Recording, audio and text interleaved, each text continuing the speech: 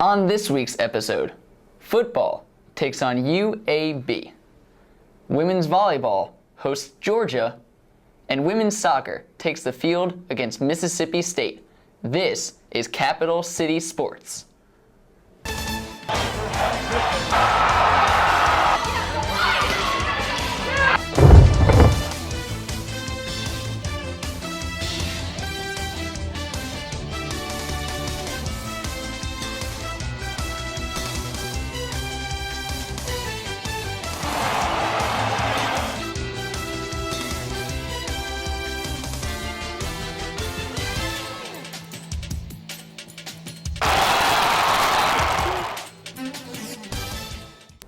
Hello and welcome to CCS. I'm Pat Cloney.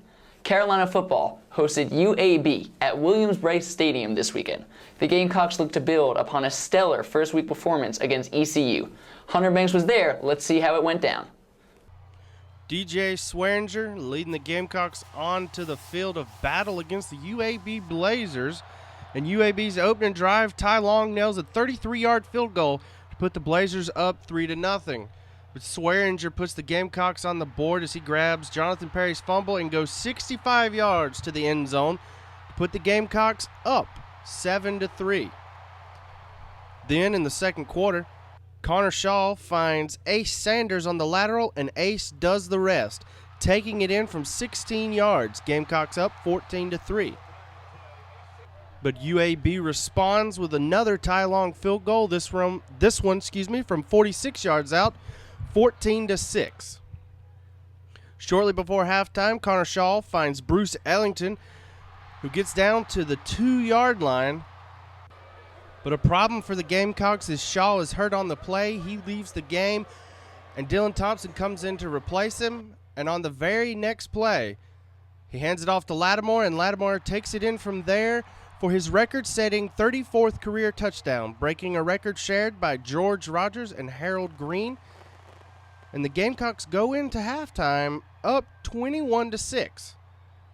Coming out of halftime, Dylan Thompson finds Bruce Ellington streaking down the sideline for a 43-yard pickup to the UAB 6-yard line.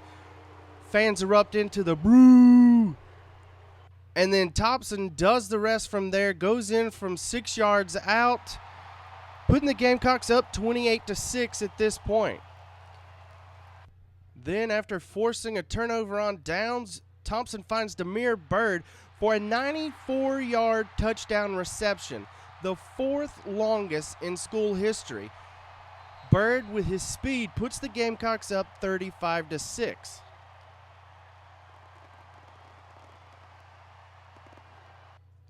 Later in the fourth quarter, Thompson finds Lexington native Shaq Rowland for a 30-yard touchdown. The freshman receiver's first career touchdown, South Carolina up 42-6. And the last score of the game belongs to another freshman as Mike Davis takes it up the middle, squeezes in from 3 yards out, and the Gamecocks go on to win 49-6. Hunter Banks, Capital City Sports. For the second week in a row, Carolina's offense steamrolled the competition. For a closer look at exactly how they did, let's send it to Hunter and Alyssa in the boardroom.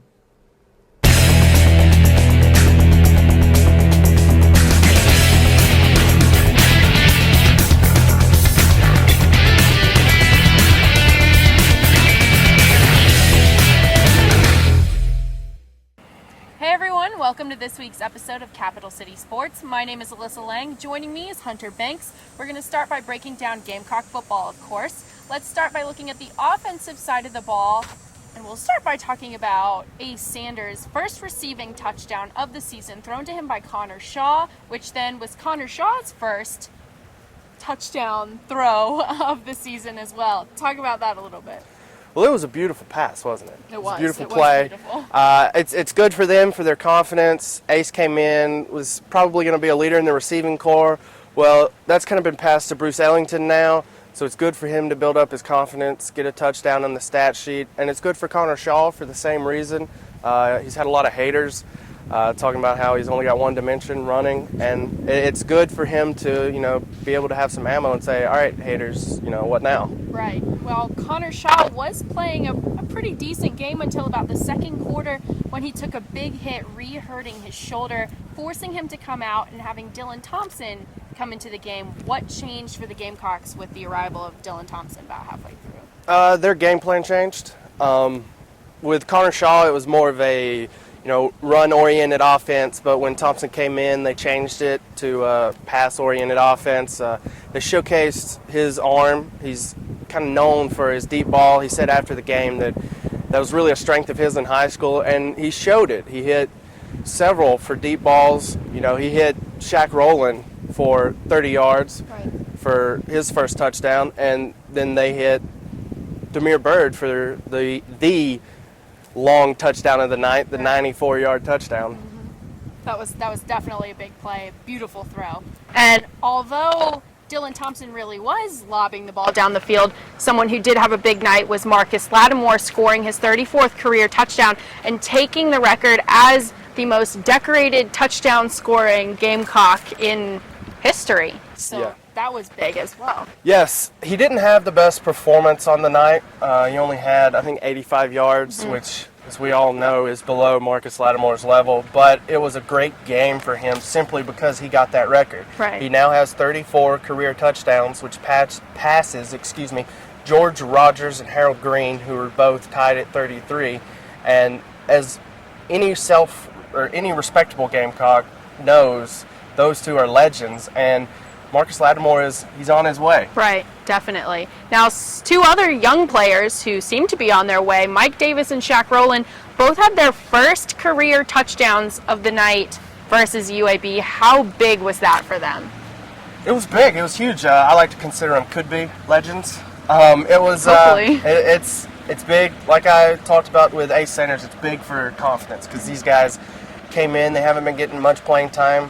Shaq Rowland is a local product. He came out of Lexington High School just down the road, and it's good for any college football team to have a local product produce like hopefully Shaq Rowland can, because there's just this buzz not only on campus but also around the whole area because everybody watched this kid growing up in high school, and hopefully he can continue producing touchdowns. He only had 30 yards because he only had the one catch, but it was huge for him. And as far as Mike Davis goes, everybody knows on the football team how good he is. Right. And the fans don't quite know, but Marcus Lattimore said after the game that, he's going to be a great back and that Gamecock fans can look forward to him. And he showed that because he only had 4 rushes but had 84 yards. And I look for him to be a lot like Marcus Lattimore. He's a very powerful back, but he's also got speed, which is what Marcus Lattimore brings. Marcus Lattimore is the dual, threat, but I like Mike Davis. I like what I see from him, and I like his potential. Right. Well, we're definitely looking to Mike Davis and Shaq Rowland to improve and become huge parts of the Gamecock offense for us in the future. Join us after the break. We'll be breaking down Gamecock defense. After the break, we go back to the boardroom to let Hunter and Alyssa break down the Gamecock defense. And women's volleyball plays host to the Georgia Bulldogs. We'll be right back.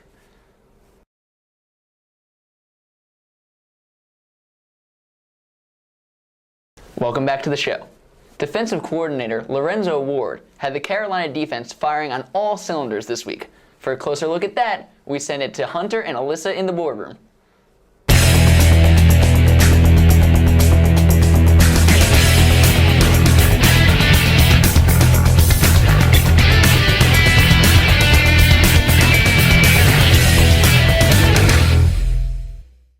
Thanks for joining us. We're back in the boardroom talking about Gamecock football. Let's break down the defensive side of the ball. 2 letters, Hunter. DJ. Talk about DJ Swearinger for us a little bit. He had a great game. He had the big fumble return for a touchdown. Right. Went for 65 yards. He was just huge all game, just coming up big, providing energy.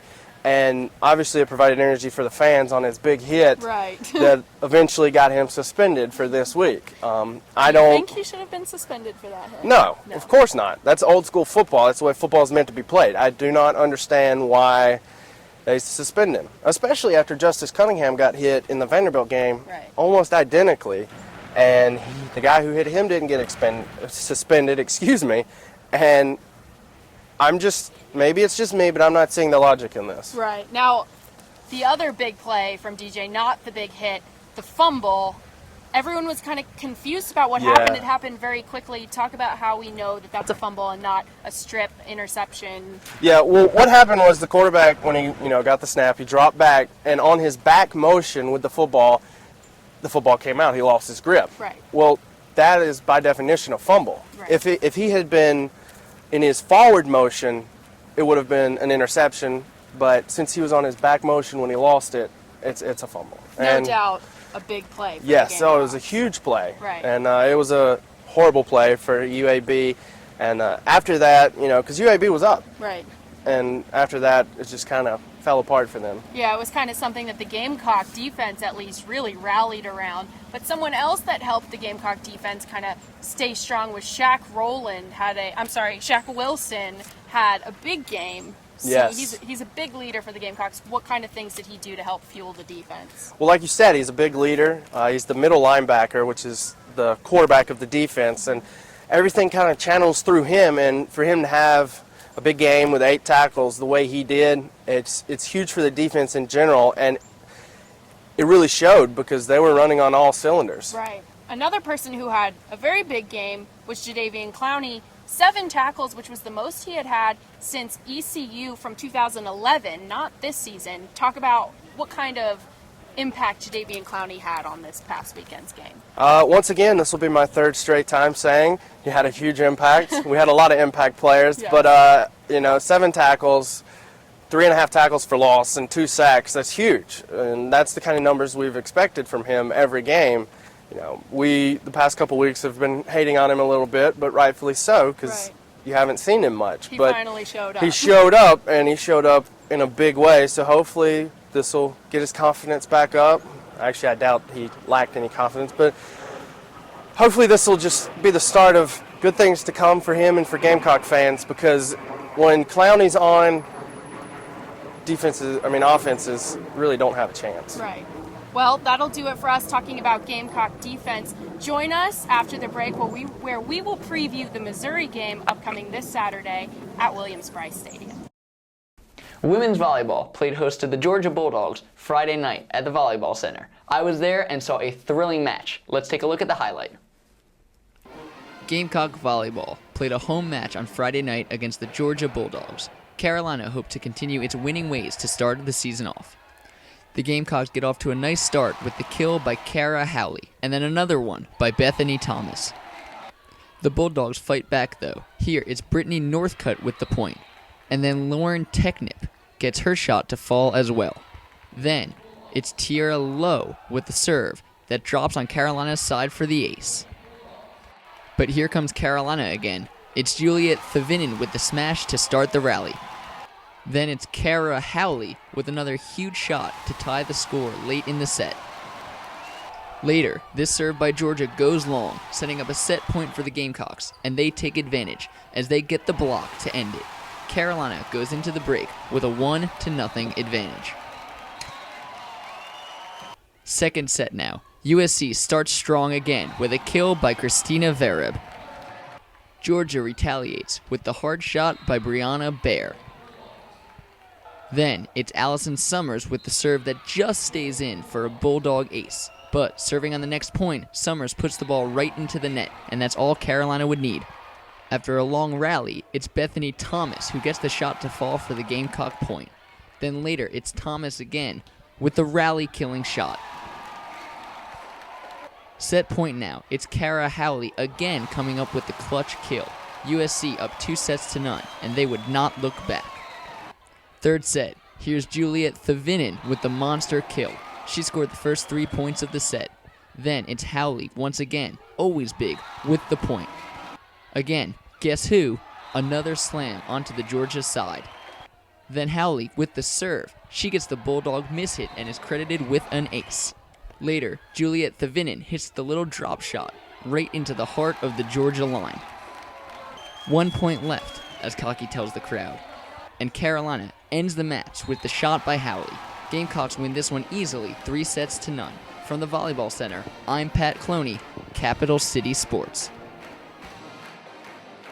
Coming up after the break, Alyssa and Hunter preview the Missouri game in the boardroom.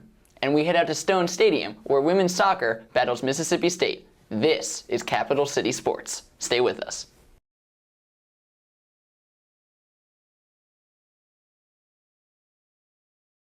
Thanks for staying with us. Carolina football plays its SEC home opener this weekend against Missouri. For a preview of that game, we send it to Hunter and Alyssa in the boardroom one more time.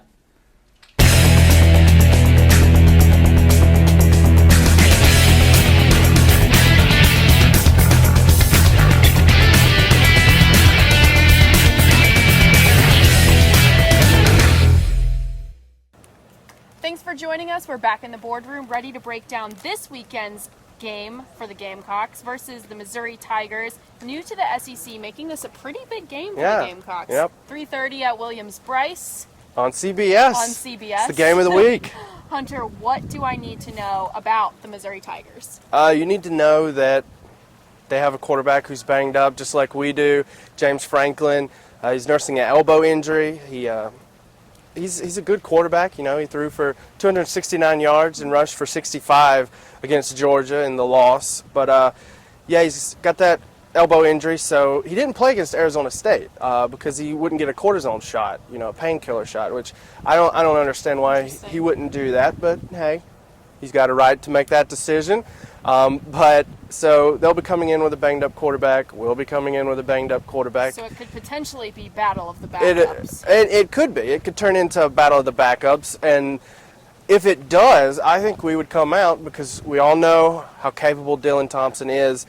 But Bergstresser, and I hope I'm pronouncing that correctly, the Missouri backup, he's a very capable quarterback too, right. But I don't think he's as good as Dylan Thompson is.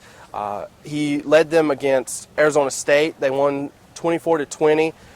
He had a good game, solid game. It's not too impressive, but he was the backup, came in, got a win. It is what it is. Right. But the main thing to take away from Missouri is their dual threat. They can run the ball, they can pass the ball, they've got everything, and they have a solid fan base. So I think they'll travel fairly well, even though it's a 15-hour drive. I think they'll have some fans there, so look for them in the opposite end zone of the students, and look for James Franklin. He'll be the key. Right. If he's able to stay in the game and play well, the Gamecocks will have a test. They'll have a test on their hands. Now that we know a little bit about James Franklin, is there anyone specifically for the Gamecocks that you're looking for anything? What are you expecting from the Gamecocks this weekend? I'm expecting Connor Shaw to silence all of his doubters. Very important for him to do that, personally. Because, even though the coaches and even Dylan Thompson are saying, Connor's the starter, everybody knows that there's a question mark in the back of everybody's head because Dylan Thompson has been so good these past two games. Right. He's got over 500 yards passing, and he's got the touch on the deep ball that Connor Shaw just doesn't have. Right. And if Connor Shaw can have a good game in the air, I don't care how good of a game if he rushes for 200 yards, good for him. Right. But that's not going to silence anybody because they're looking for someone who can pass the ball, and I hope he does it. I don't know if he does it, though. And if he doesn't, then we also have a great backup. But going into the game, what is your prediction score-wise? Who's going to come out on top? How close of a game is it going to be? Is it going to be a nail-biter for fans? What's going to happen? I think this is going to be a nail-biter. We're finally back in the SEC play. For several weeks in a row now. It's going to be a close one. I expect Marcus Lattimore to have 100 yards. Mm-hmm. I think Dylan. I think Connor Shaw will have 200 yards passing. And I think, so what wide receiver do I want to choose for a big game this week? Let's go with Shaq Rowland. I think Shaq's going to have a good game. He's got confidence off of his touchdown last week. Mm-hmm. So, I think Shaw, Lattimore, and Rowland, I think that's going to be a big combination. And as far as score-wise, let's get a number here. I don't want to. I was pretty close on the money last week. I was 2 points off. I predicted 50-7, and the final score was 49-6. Yeah, so let's see if you can yeah, trump me this week. yeah. I have to rub it in a little bit. I was 10 points off. That's not, I mean, it's not small, but it's not huge. True. But, oh God, I'm going to go with 28-7. Okay. Interesting. I was 17. Okay. I was going to go with a pretty close score such as that. I do think that Missouri is going to come in and really be a threat to the Gamecock season. Yeah, it's I mean, it's SEC play, even though it's their first year and most of these players are quote unquote, Big 12 players. It's just the fact that they've got SEC right there on their jerseys. Right. Well, that'll do it for this week's episode of Capital City Sports. Thank you for tuning in. Make sure you tune in the same time next week where we will break down the game versus Missouri and preview the upcoming football game versus Kentucky. You good? What? You good? Yeah? All right. Why? Peace out. Women's soccer took on Mississippi State at Stone Stadium on Friday night. Alyssa Lang was there. She has your highlight. On Friday night, the Lady Gamecock soccer team hosted the Mississippi State Bulldogs at Stone Stadium, aka the Graveyard, to open up SEC play. Starters included D'Angelo at keeper, Henry, Neary, Romness, and Gray in the back, Sinclair, Parker, and Leach in the mid, and Bajima, Au, and Gilbert up front. The match was back and forth between two evenly matched teams until the final quarter of regulation time when both teams began pushing hard for a goal. Choppy play led to 20 total fouls for the Gamecocks and 14 for the Bulldogs, 34 fouls in all. Courtney Ngati Smith had an opportunity in the 78th minute with a shot from the 6 that Mississippi State goalkeeper Skylar Rawson, check out that hair, was able to save for the Bulldogs. Danielle Au almost pulled it off for the Gamecocks in the 88th minute, but Rawson was again able to make the save for the Bulldogs. The match would then head into overtime, the 4th overtime of the Gamecock season and the 3rd game of double overtime. South Carolina had numerous free kicks and 3 corner kicks in the 2nd overtime, but the Gamecocks were not able to finish. After 110 minutes of play, the game ended 0-0. For Capital City Sports, I'm Alyssa Lang. That's all we have for this week. Thanks for watching. If you would like to look at more of our footage, you can go online to sgtv.sc.edu. Make sure to follow us on Twitter at CCSOnSGTV and like us on Facebook. Just search SGTV. For all of us here at Capital City Sports, I'm Pat Cloney. Have a great week, Carolina.